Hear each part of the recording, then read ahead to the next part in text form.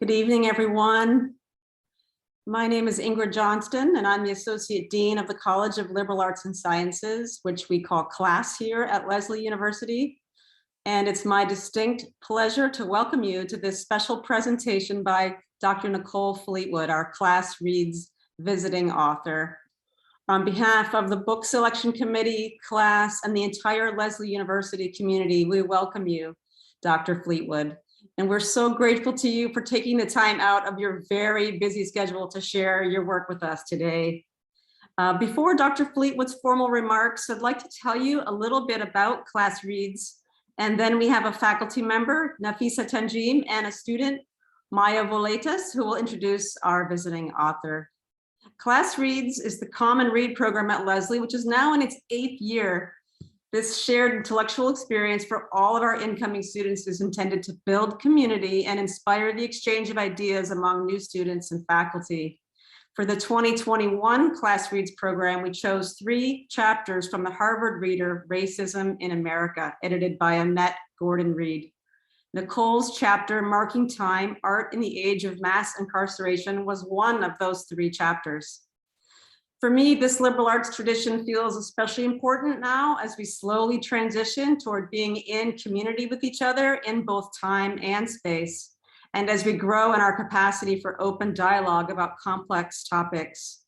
This particular chapter was a great choice for our common read this year, given our work toward more authentic and pervasive commitment to diversity, equity, inclusion, and justice initiatives across the institution, as well as a brand new general education curriculum that elevates DEIJ constructs and strengthens bridges between our liberal arts and our professional arts schools.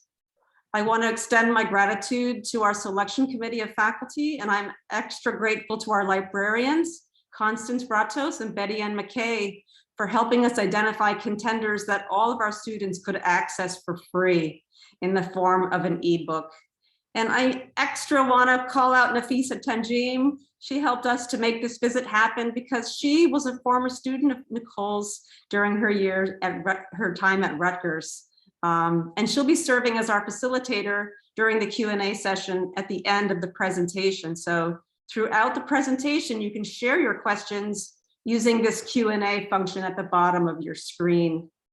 At this time, I want to say a few words about Nafisa Tanjim, and she'll introduce you to the student, Maya. Nafisa is an assistant professor of gender, race, and sexuality studies and global studies at Lesley University. She's also the assistant director of Lesley University's CLAS Honors Program and is also a visiting scholar at the Women's Studies Research Center at Brandeis University. Her work encompasses transnational, post-colonial, and decolonial feminisms, critical race theory, and transnational social justice movements with a specific focus on the US and South Asia. Her current book project explores transnational labor activism in the global garment industry during the COVID-19 pandemic. She's actively involved in community organizing and social justice activism in the US and Bangladesh. So thank you. Please welcome Nafisa. Thank you so much, Ingrid, for the very generous introduction. It's my utmost pleasure to introduce Professor Nicole Fleetwood, our this year's CLAS Reads speaker, to our Lesley community.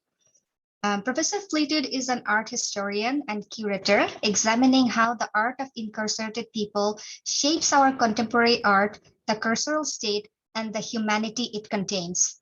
She is the James Weldon Johnson Professor of Media, Culture, and Communication at New York University.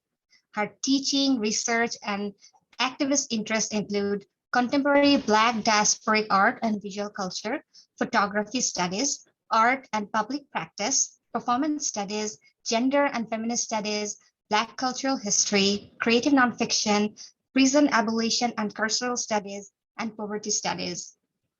Professor Fleetwood's seminal work, Marking Time, Art in the Era of Mass Incarceration, won the National Book Critique Circle Award in Criticism, and both the Charles Rufus Murray Book Award in Art History and the Frank Jewett Mather Award in Art Criticism from the College Art Association. This year, our students read an excerpt from this book as part of our CLAS Reads assignment, as Ingrid mentioned. Being motivated by her experience of visiting imprisoned family members, in this book, she investigates the cultural, personal, and aesthetic significance of incarcerated people's art. Professor Fleetwood is also the curator of the traveling exhibition, Marking Time, Art in the Era of Mass Incarceration, which debuted at MoMA in 2020. New York Times described the exhibition as one of the most important art moments in 2020. She has also just won the prestigious MacArthur Genius Grant for elucidating the cultural and aesthetic significance of visual art created by incarcerated people. We are honored to host Professor Fleetwood as our CLAS Reads speaker this year. Professor Fleetwood, a warm welcome to this virtual Leslie gathering. So now I would like to request Maya Velitis, a global studies major and a psychology minor and a sophomore honor student, to briefly reflect on Professor Fleetwood's work and the excerpt that our students read. Maya. Thank you so much, Nafisa. Incarceration in America has been and continues to be plagued by an unjust criminal justice system. The contemporary criminal justice system has replicated an appalling form of modern-day Jim Crow, even if it appears more covert on some occasions. It has transcended through generations, as many who enter prison continue to be victimized by an institution that will inevitably fail them within and beyond the prison walls. Mass incarceration devastates and preys on communities, specifically Black and Latinx ones. It dehumanizes lives and inscribes a segregated hierarchy. It inflicts a brutal kind of treatment, isolation, and subjugation that leaves little space to struggle against.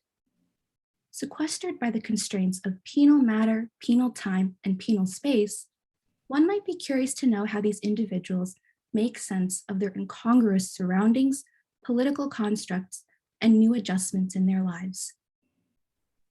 With that in mind, Dr. Nicole R. Fleetwood compellingly addresses the ways in which incarcerated people have found power, strength, and resilience through their art making and Marking Time, Art in the Age of Mass Incarceration.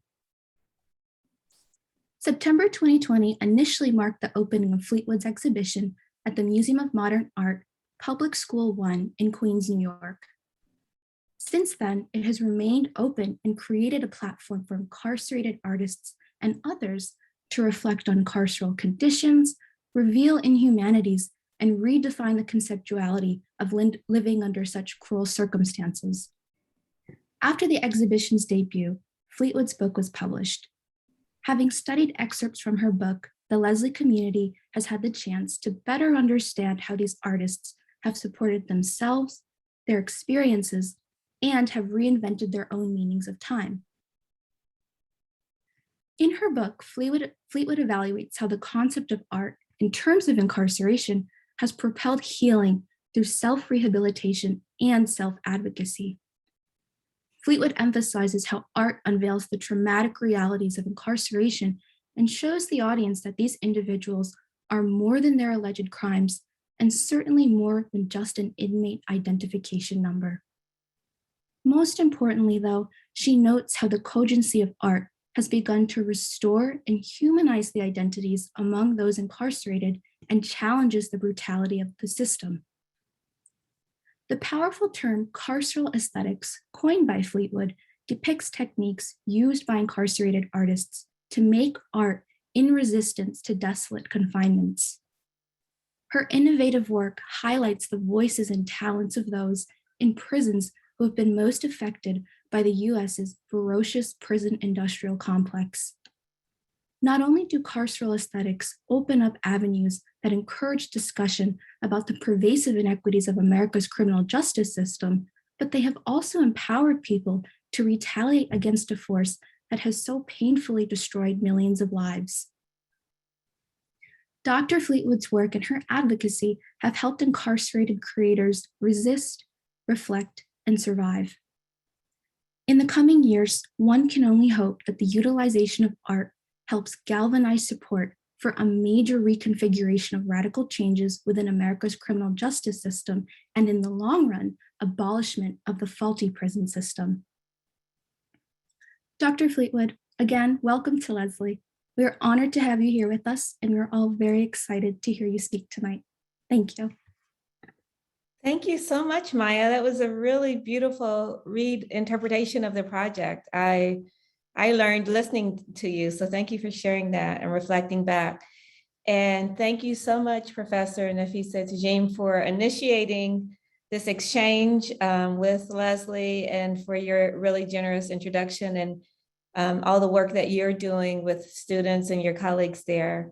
Also, I want to thank Dean Ingrid Johnson for hosting me and being on all the Zoom events today, and a wonderful support, as well as Carolyn, who's behind the scenes but doing great work, and everyone else who made this visit possible. I've really enjoyed the conversations today. They've been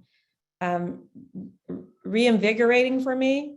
I've had the fortune to share about this project quite a bit, but I continue to learn from every conversation I have about it. And so for me, it is in that way, it's a gift that continues to really give to me and to the community of artists and organizers and activists who make up this larger initiative. I want to talk with you about the framework for the book and its origins, and I'll do that by sharing slides. I just want to make sure that thumbs up if you can see the slides. Can you see okay, just want to make sure that everything is okay for you all to see. Yeah, so when I started working on Marking Time, I had no larger vision for it, more than knowing that I felt something was a bit off about my, what felt like compartmentalization of my own experience growing up in a community that was hyper-criminalized and hyper-incarcerated in Southwest Ohio, and seeing that take its toll on my family and the neighborhood in Hamilton, Ohio, called the Second Ward, where I was born and raised.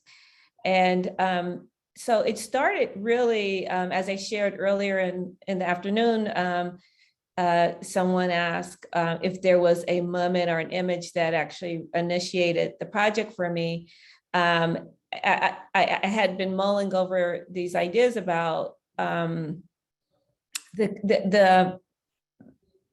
what felt like the invisibility of my incarcerated relatives in the larger public sphere, but also in my own personal life, and really thinking about that as one of the harder aspects of mass incarceration to measure, meaning it's the emotional, social, psychic impact it has on family members and loved ones who whose loved ones are rendered invisible and often separated by hundreds of miles, and of course the architecture of prisons that make it also feel even more, make them feel even more removed.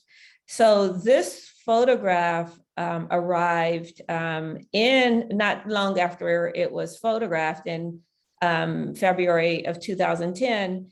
It was sent to me by my cousin DeAndre, who at the time was in prison and had been in prison for a number of years, first arrested when he was 16 years old and a high school student in the town where I grew up, Hamilton, Ohio. And in it, DeAndre is hugging his grandmother, my Aunt Frances, who was visiting him. I was very moved when I received this photograph, and the sweetness of their hug and their smiles. And I hung it on my refrigerator, and it really began the process of me actually opening up more about my family's experience with imprisonment. But also, as I was opening up more, I didn't realize that there was a reciprocal process of inviting people in more. And so I started sharing this publicly, and through it, people would come up to me afterwards and tell me about their incarcerated loved ones or their experiences with incarceration. They would share images similar to this photograph or artwork that was made. And I began to talk more broadly about the larger experience of imprisonment on Black communities in Southwest Ohio. Here's my cousin Alan with my Aunt Sharon and me during a visit in 2012. I would travel back to Ohio at least once a year to visit family, and also during that time, I would sit across from my cousins in prison in the prison visiting room, and often we would mark those visits by photographs that are taken in makeshift studios that exist in a lot of prisons in the United States, but all prisons do not have access to these makeshift studios, but many of them do. And it is an expensive practice that for incarcerated people and their loved ones. Each print is around $2.50. And we're talking about communities that are already very marginalized and experiencing various forms of extraction from the carceral state. So as I started to expand the project and talk about it to more audiences, broader audiences at universities, cultural centers, museums, I also started to think more about how photographs and other forms of visual culture circulate inside and outside of prison. And I really wanted to think about that circulation in ways that were not dyadic, meaning going in, going out, but kind of a moving through, moving around, and a concept that came up earlier, a kind of porosity, like that these visual images had the possibility of actually moving through what are considered impenetrable walls, the ways in which prisons are built as fortresses and cages and metal doors and fences and barbed wire.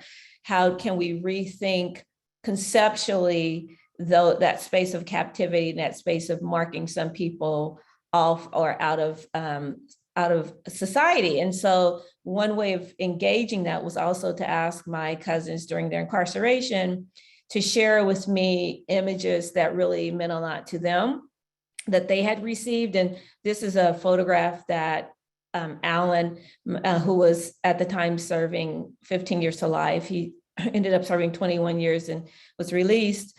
My cousin who was sentenced at the age of 18.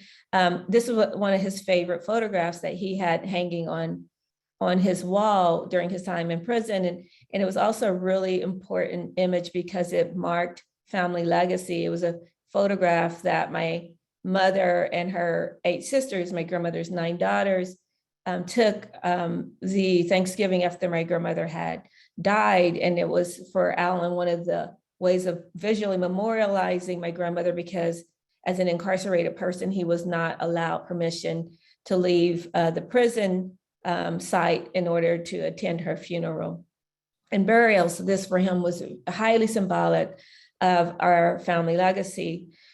When Alan was released from prison in 2015, he left with hundreds and hundreds of images, of photographs that we had sent him over the course of those 21 years. And it was this moment of awe that how these images had really sustained him and kept him connected. They were a part of what I call a relational practice, a practice of belonging. These are images that he returned to on a daily basis as a way of marking life for himself outside of a prison cell.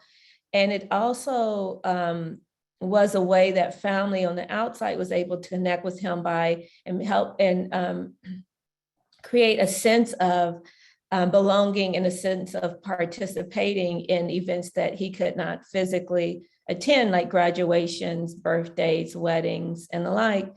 But one of the things that I want to say that for me was remarkable about the archive that he had when he left was that he had the largest, perhaps the largest collection of photographs of her family, of any of us, sustained over that period of time. Also, given the fact that so many people now experience images digitally through smartphones and the like, Alan had all of these printouts on office paper, on photo paper, and on in greeting cards and the like, that he continues to have.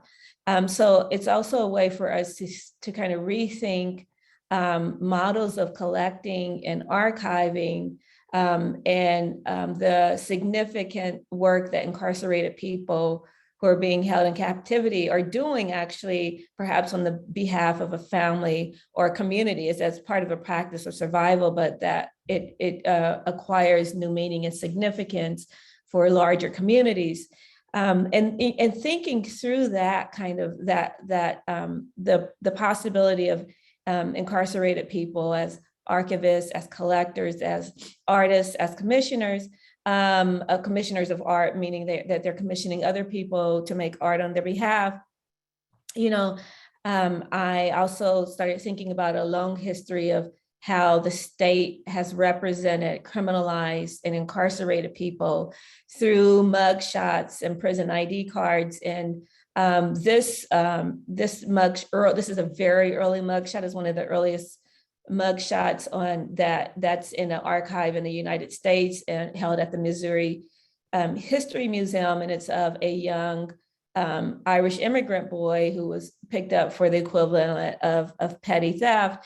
And what you see in many of these early archives from mugshots and the like is the criminalization of the most marginalized people, including Indigenous people,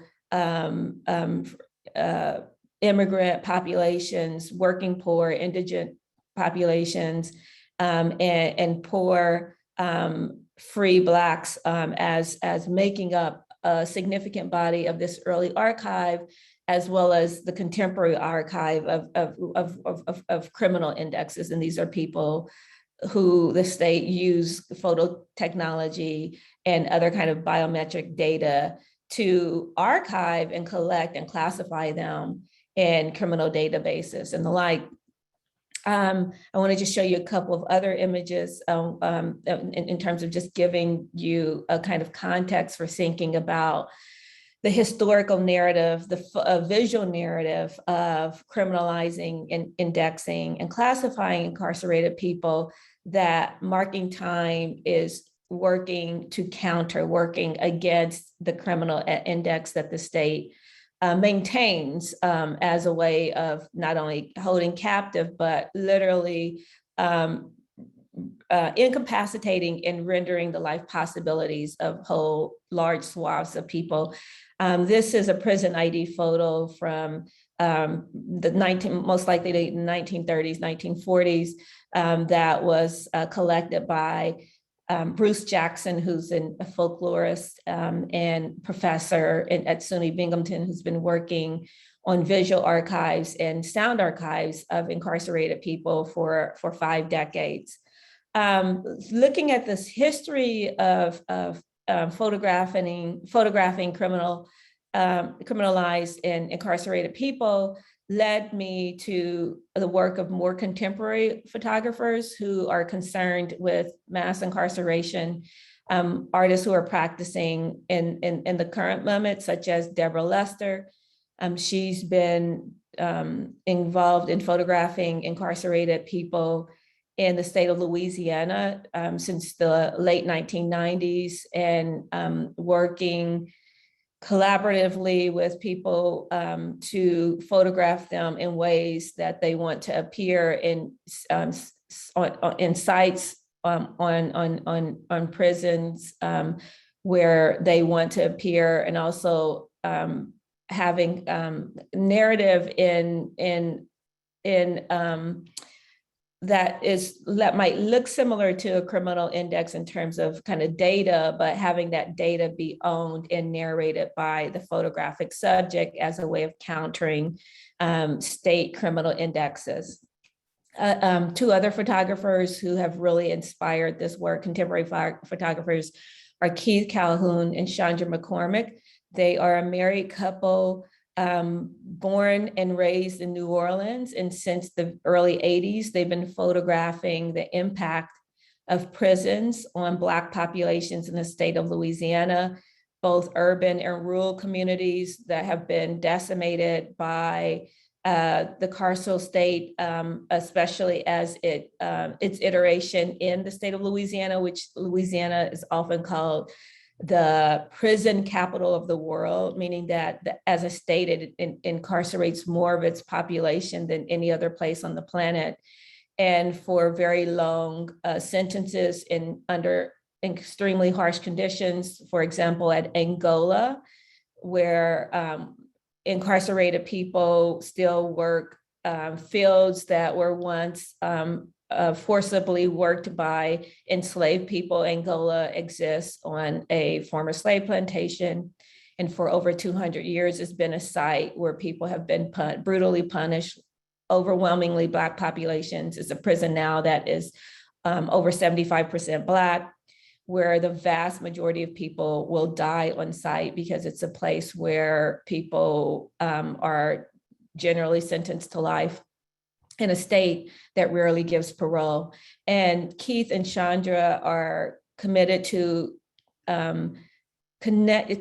documenting the ongoing long captivity of Black Louisianans and the anti-Black everyday practices that maintain these systems.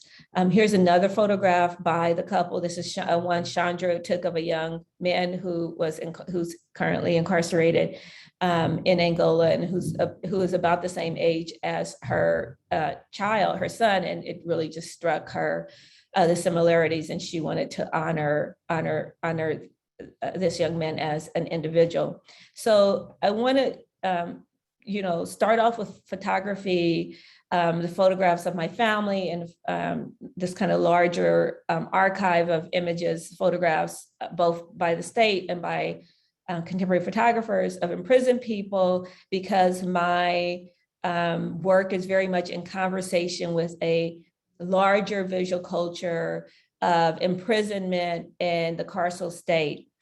The vast majority of my work focuses on art and visual cultural practices taking place among people held in prison. And this might be obvious to most of you, but I still want to state it. I think it's an important thing to state, is that in most prisons and jails and detention centers across the United States, incarcerated people don't have access to photographic technology unless it's in a visiting room studio, as the images I showed you at the beginning, where it's sanctioned by prison authorities and where the prison is actually making money in the production of those images, or through a few and far between courses where non-incarcerated artists, photographers will come in and do workshops in prison spaces, but those are very rare.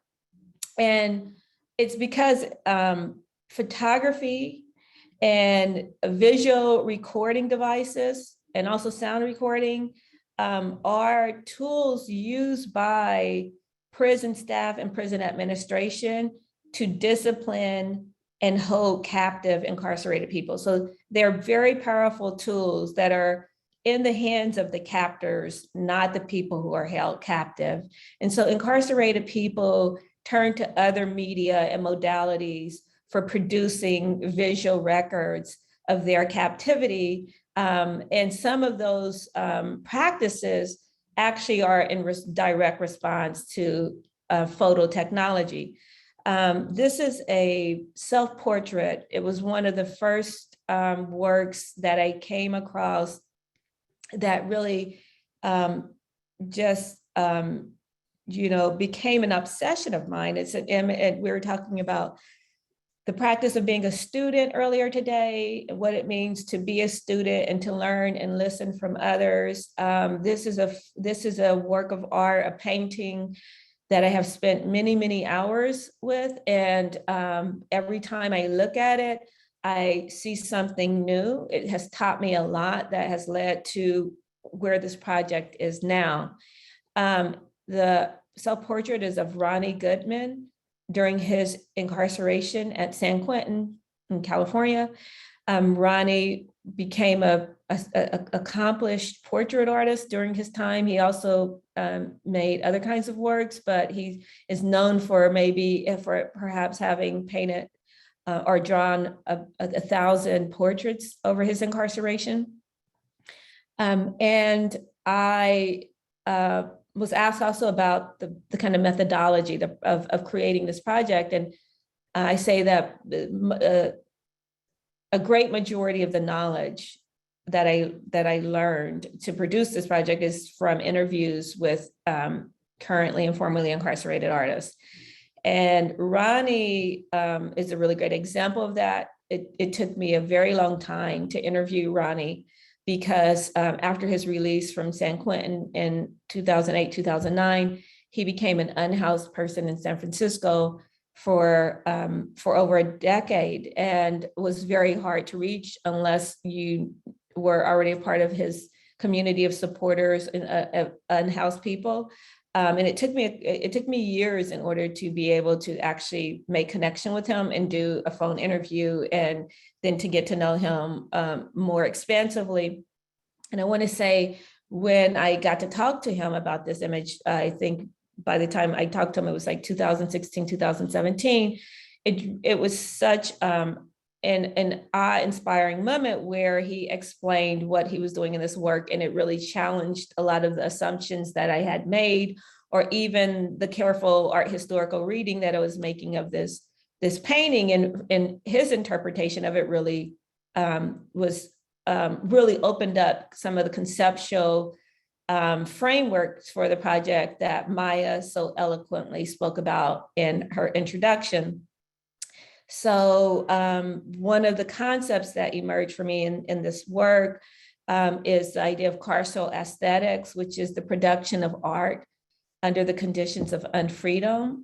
And I also use carceral aesthetics as an umbrella concept to talk about art made about and in prison. So in that way, it also encapsulates a range of art made by non-incarcerated artists who are investigating the impact of criminalization and incarceration on American life and society.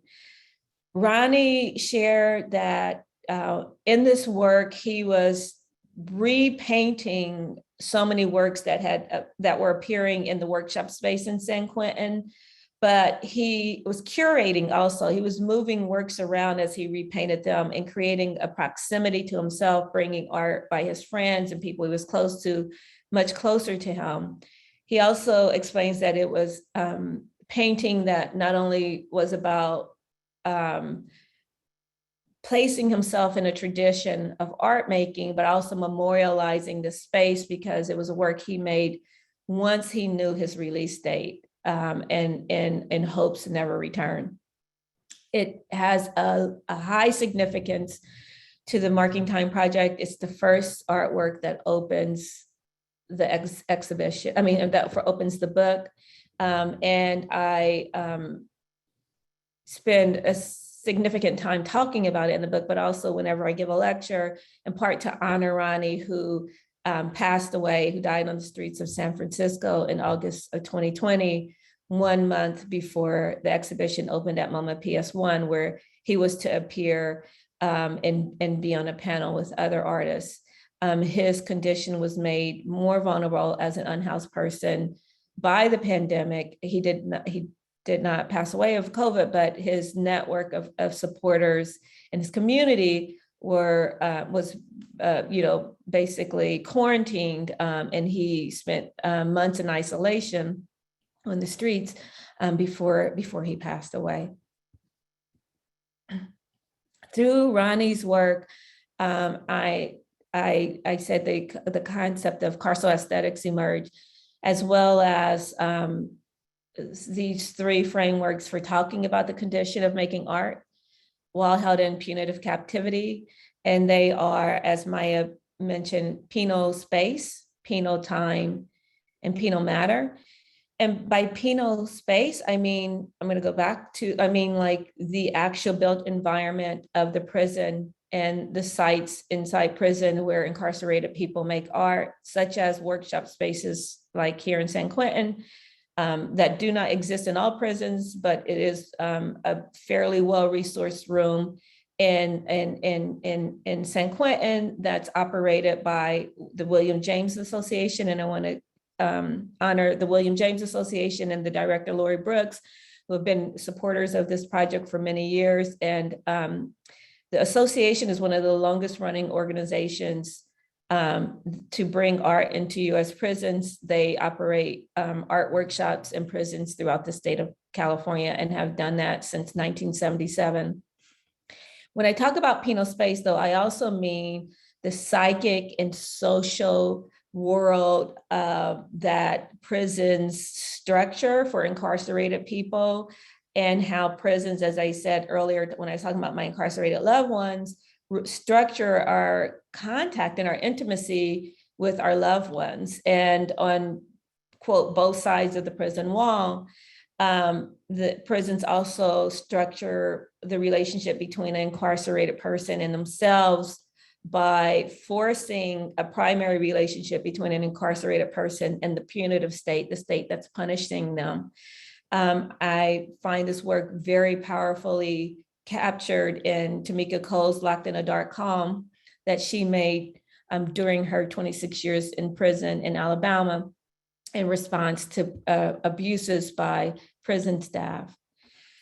By penal matter, which is a concept that just runs throughout the book and the exhibition, it is the various ways that incarcerated artists innovate and experiment with the very limited materials they have available to them to make art.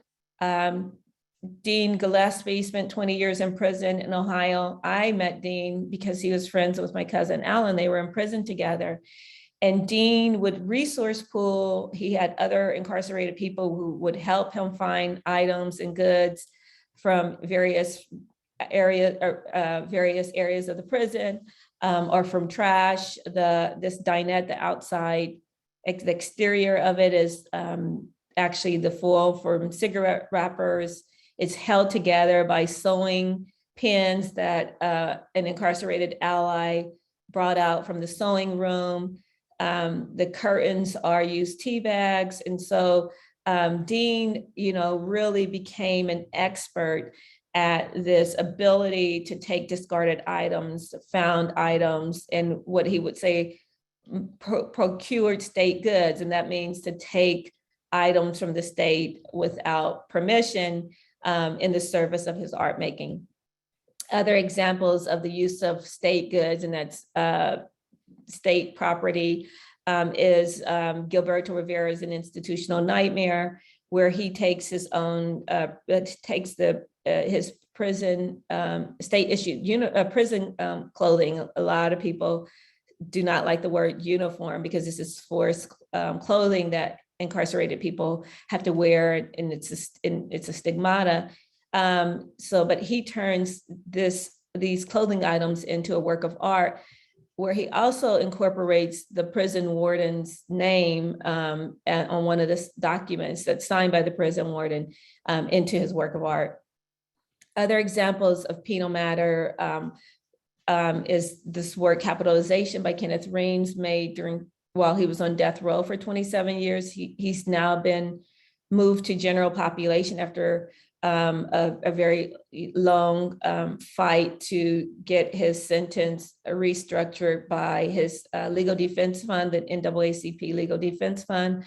During his 27 years on death row, he became a public speaker and an accomplished artist using trash that other people on death row had discarded to make this collage that's a critique of the financialization of punishment, and how various vendors and state vendors and others, including large mega companies, profit off of marginalized populations in the communities that support them.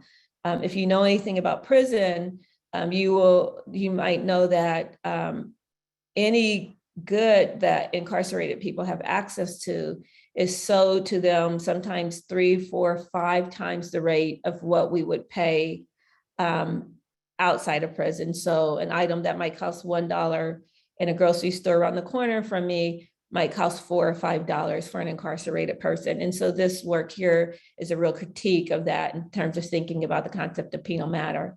And so for some artists like James Huff, the concept of penal matter is really about the warehousing of Black, Latinx, Indigenous, and poor white bodies on behalf of, again, systems, organizations, and vendors that are profiting off of punishment.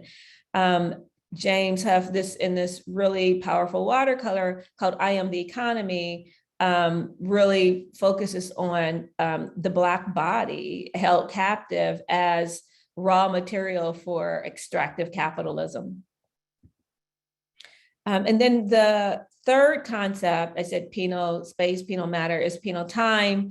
And I want to show you a couple of examples of how artists express penal time as a measurement of punishment in our contemporary criminal legal system, where we've somehow aligned a legal infraction or quote law breaking with a sentence that is determined by a judge or a jury or in some cases prosecutors, but how that is that logic only exists. It's a carceral logic. There's no relationship correlation between an infraction and a time in a box. But we have made that somehow a logical adjudication of what we think is punishment and justice. And artists are really critiquing that by thinking about a long history of captivity, of criminalization, of imprisonment, of also premature death that is highly racialized. For example, in Jared Owen's work, Elapsion, Master and Him, he's overlaid the prison, the blueprint of Ferreton Prison, where he was incarcerated for over a dozen years, onto an icon used by abolitionists in the late 1800s, early 1900s. It's called the Brooks slave ship. And in doing this, over this triptych, he's lined up the holding cells of the prison and the holding cells of the slave ship. And then the title of it also very much expresses the critique he's making of Elapsium about this very long history of Black captivity and subjugation. Mary Enoch Elizabeth Baxter, another artist who appears in the book and exhibition, also is critiquing the concept of penal time in a video in which she restages her 43 hours in labor in prison where she was shackled. She connects her shackling, her captivity, her torture to the history of enslaved women, forced reproduction, and captivity. And she also powerfully raps, she's a sonic artist, that this is not a school to prison pipeline, which commonly is used to talk about how young, especially Black and Latinx boys, are from a very early age targeted and criminalized. She says this is a prison to prison pipeline, and says that this history is much longer, and it's from the moment when Africans were taken as captives off of the coast of West Africa and brought to the Americas, that we can look at this continuation of forms of imprisonment that have shaped the narrative of Black experience in the Americas. Now, in the time that we have left, I want to make sure we have plenty of time for questions. And so I'm going to wrap up in the next 5 minutes. What I want to do is show you a few of the forms of art making that takes place among incarcerated people, the common forms of art making, and which were all quite surprising for me. And one is the popularity of portrait art. It's the most common form of art making in prison. And it is very much directly in response to what I said, the criminal index, the way that incarcerated people are punished by state portraits of them as, quote, bad subjects. And that's through images like the mugshot or the prison ID card.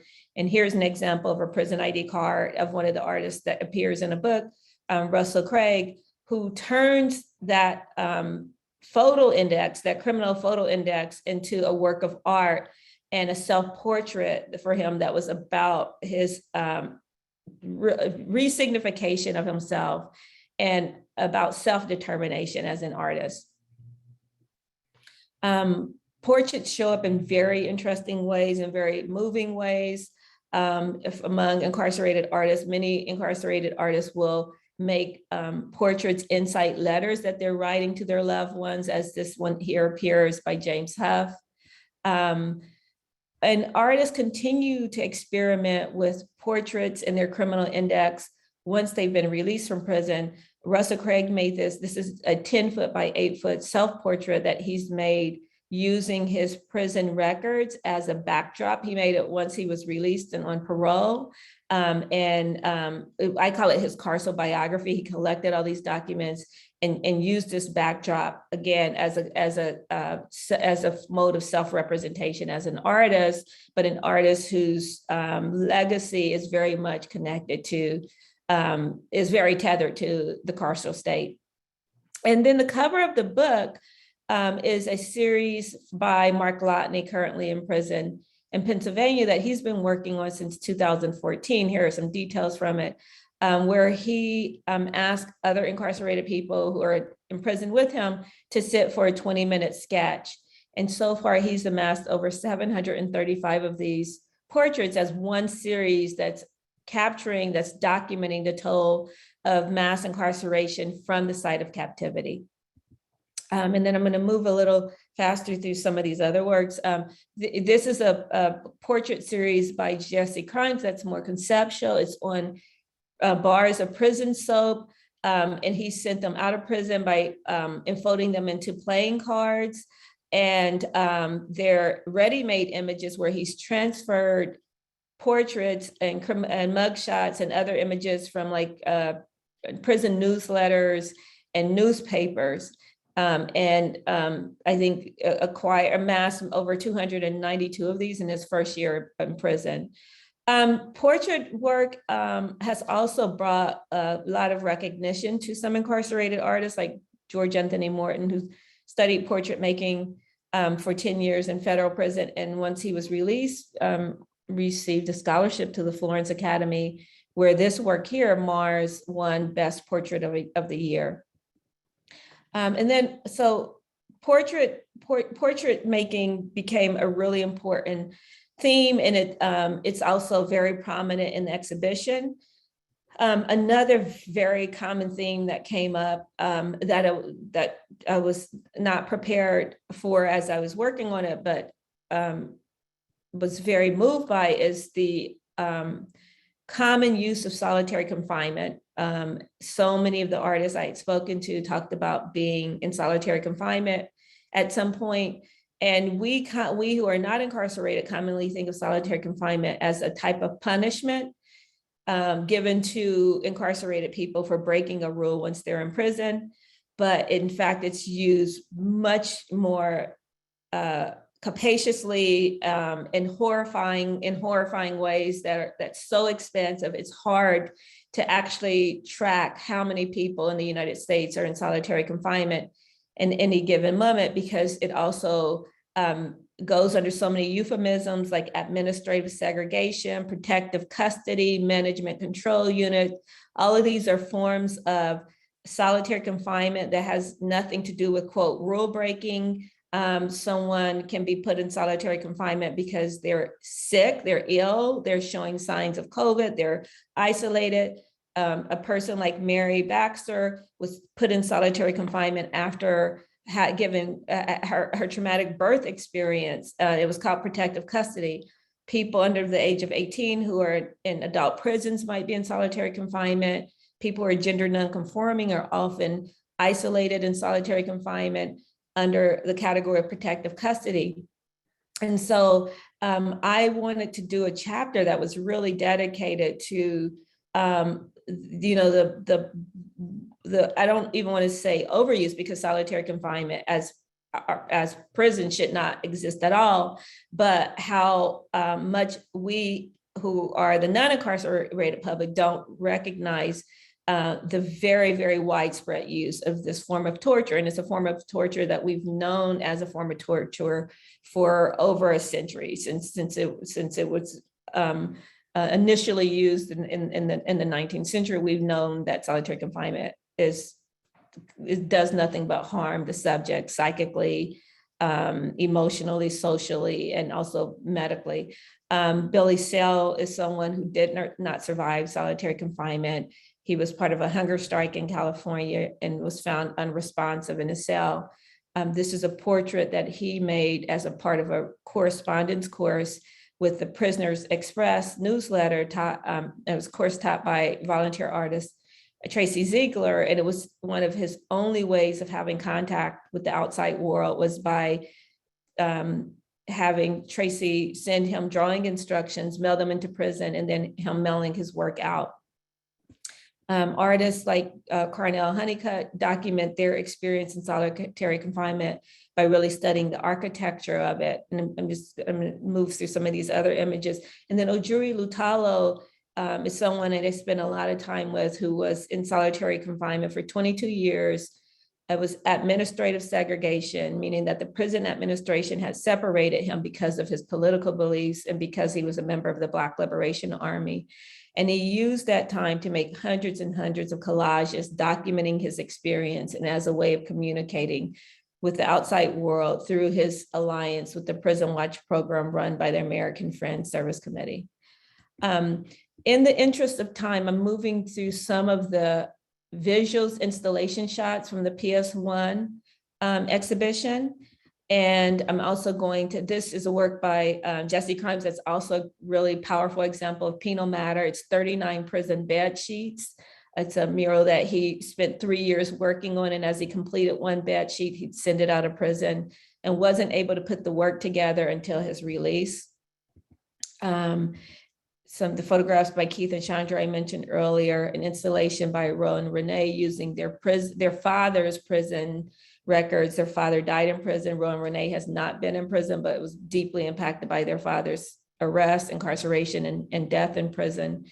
And then some other works that I just want to, I'm happy during Q&A to go back to any of these works. These are installation shots from the current exhibition at AVA in Birmingham, Alabama. So I'm going to stop there and thank you for hearing my presentation, but I want to make sure we also have time for questions and discussion.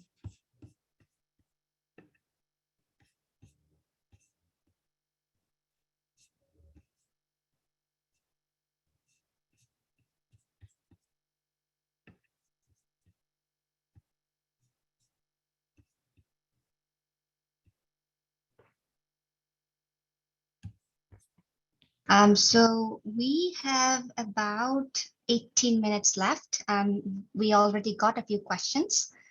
So the first question is, Indigenous and decolonial scholars and activists have been organizing around the Strike MoMA campaign to resist the way MoMA has been built on the Indigenous land and exploiting Indigenous resources.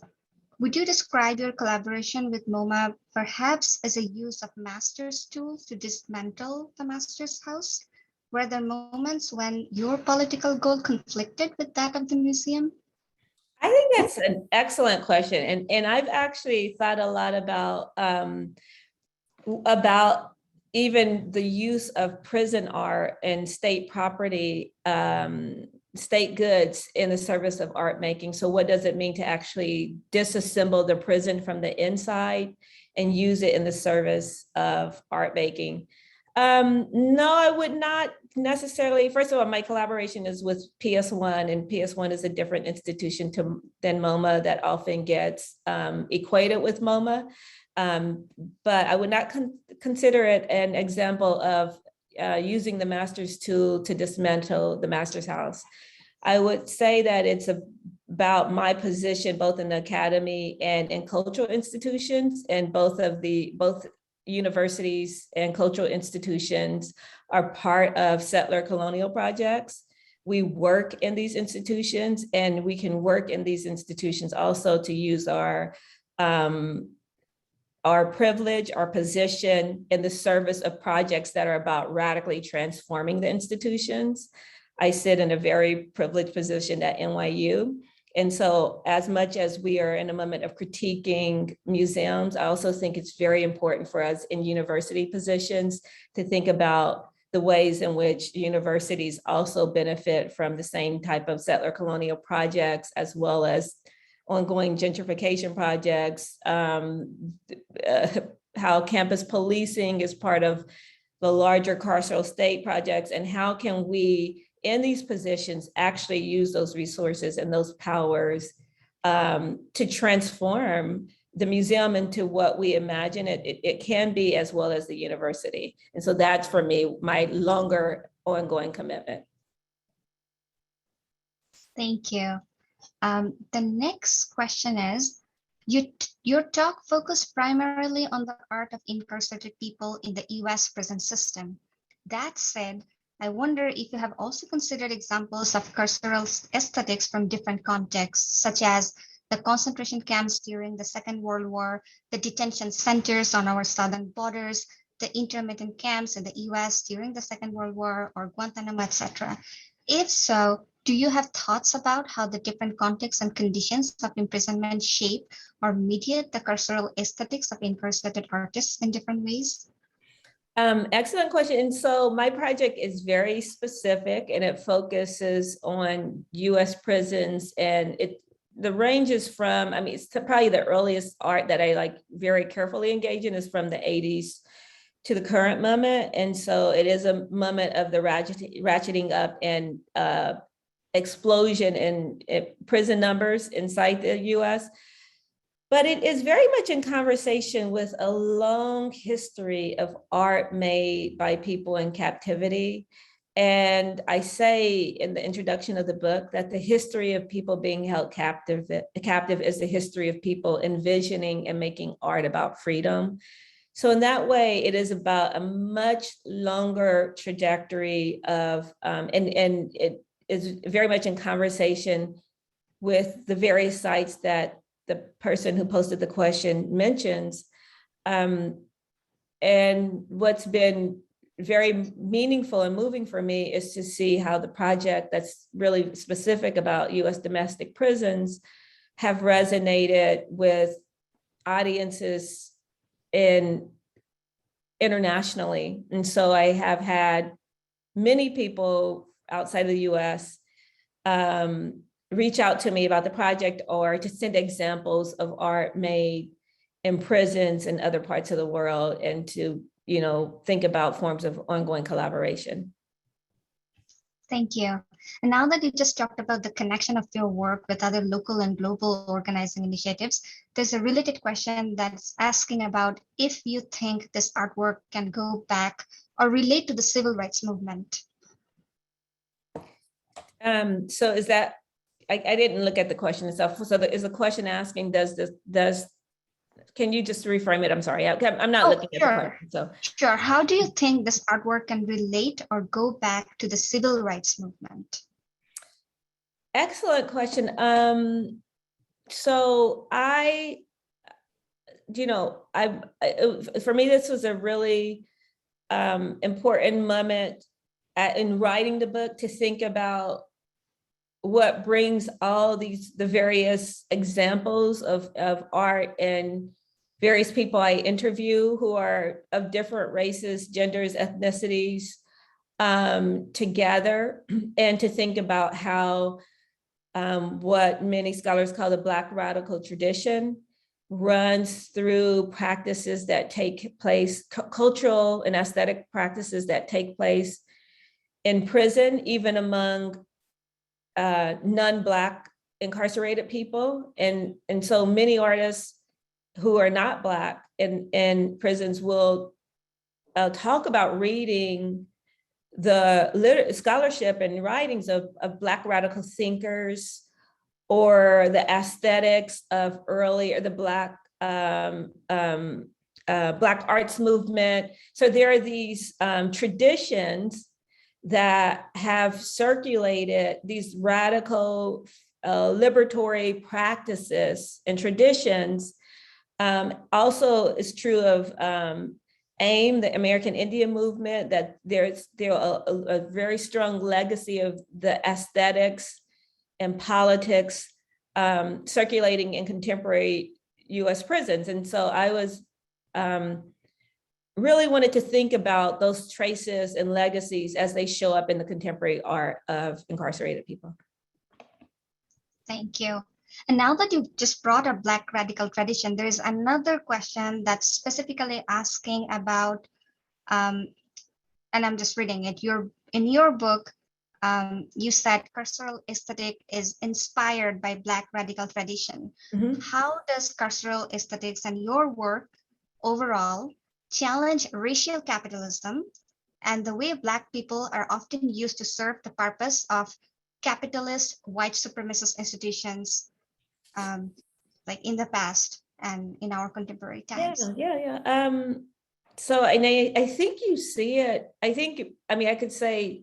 could talk about that for 2 hours. And I think it's a really great question that's underpinning the project, because there are so many extractive practices that take place in US prisons. But the work of someone like James Huff, I Am the Economy, or Jared Owens' Elapsium, or Kenneth Ring's work, Capitalization, I think visually are such stunning critiques of, that linkage that this question is posing.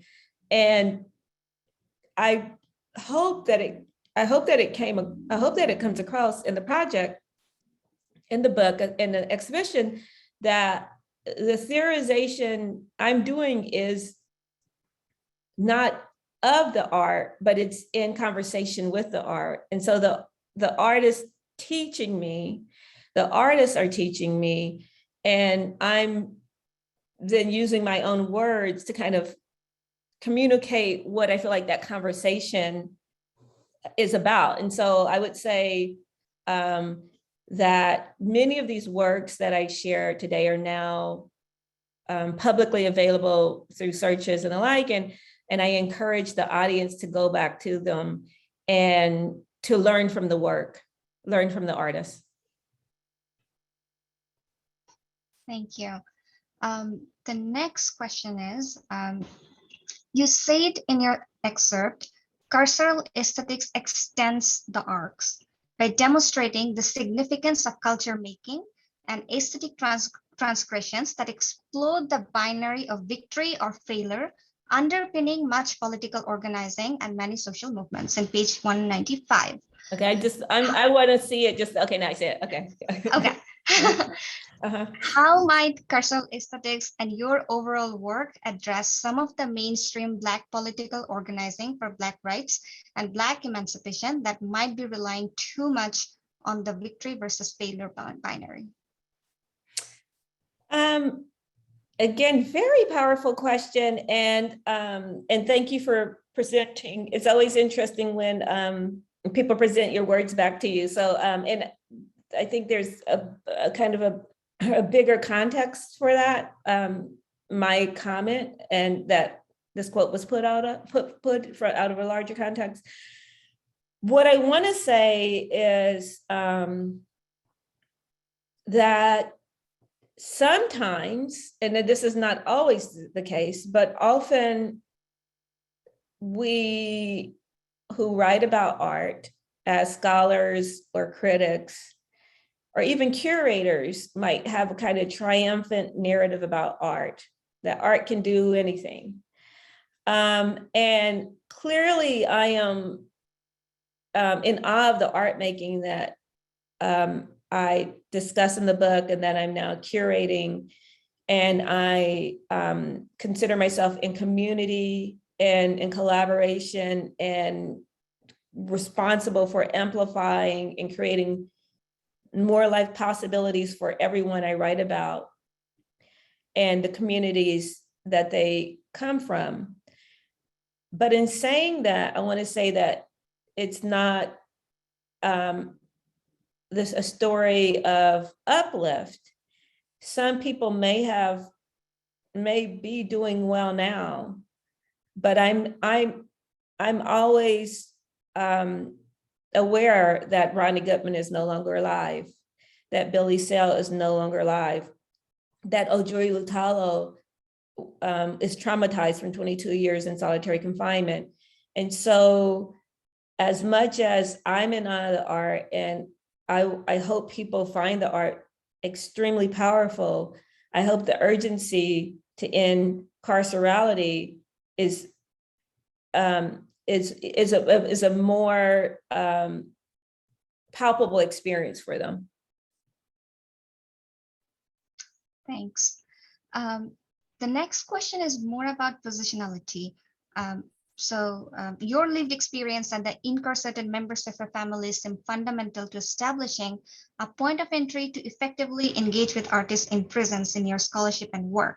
Do you have any advice for young artists working in the communities from which they come and communities that they're not from, but rather visiting to make their artwork?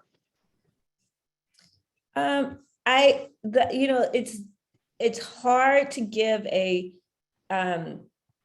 really general question to a question that's about the specificity of community and location. And I think part of what I would say anyone is, if you're working with communities that you're not a part of,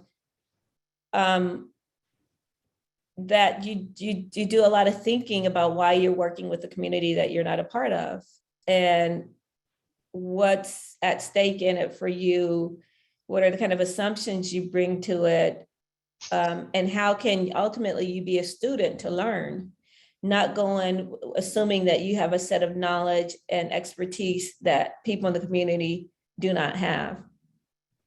But I do think that those questions are really hard to answer generically. I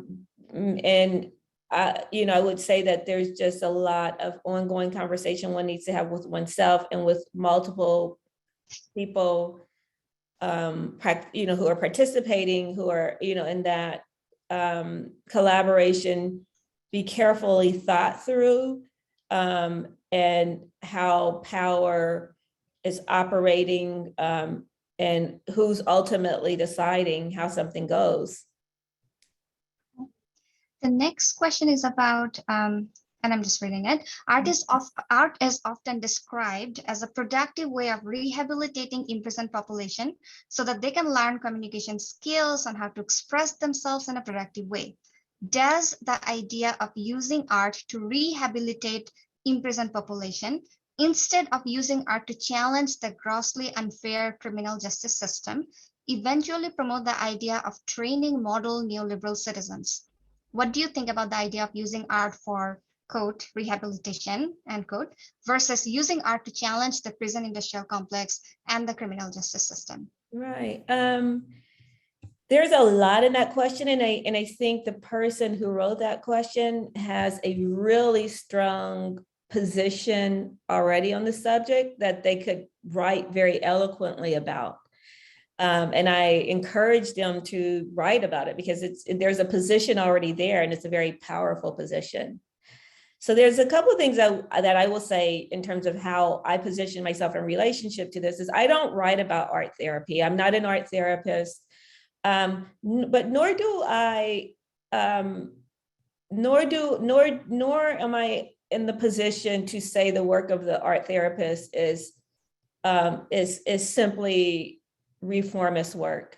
It's the work I don't engage with, and for various reasons, because my critique is my critique is not the people of the people who are incarcerated, but of the institutions that incarcerate, and what people who are surviving that punitive system are doing aesthetically and creatively. And some artists in my book will speak of that practice as therapeutic or healing.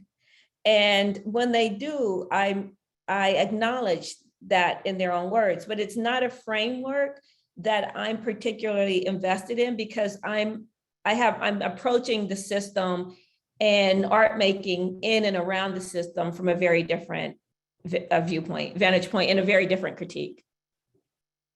Will the exhibition travel to other museums?